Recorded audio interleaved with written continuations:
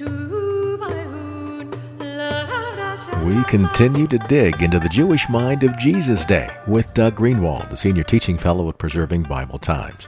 Well, Doug, we've learned a little bit about the first century Jewish mind. What would you say is the most perplexing aspect of that Jewish mind to us Westerners? Jim, it would have to be this whole issue of paradox. If you say to a Middle Easterner, something is and something isn't at the same time, that makes good sense. Say that to a Westerner, and they'll say you're crazy. It has to be one or the other.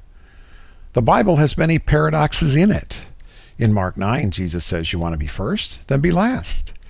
In John 12, he says, he who loves his life will lose it, and he who hates his life will keep it. And then we have that classic theological paradox between the sovereignty of God and the free will of man.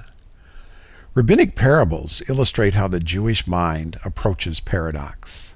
It tells the parable about a king who made a goblet that would crack when either hot water or cold water was poured into it. What to do?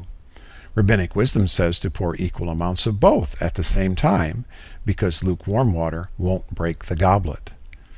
Another parable tells the story of God who, in pondering one day, says, if I only exercise mercy, sin will abound. If I only exercise justice, no one will survive. What to do? God says, I will do both. That's the first century Hebrew way of approaching God's word. So the Hebrew mindset would see no problem whatsoever between the free will of man and the sovereignty of God, just affirm both as a unitized whole. Too bad we can't go back into church history and embrace that Hebrew way of thinking. I don't know. A trip back to those good old Bible days might leave us feeling a bit perplexed. Maybe we'd better prepare with a visit to preservingbibletimes.org, and then a trip right back here when again next time we'll be digging deeper. And we'll see you then.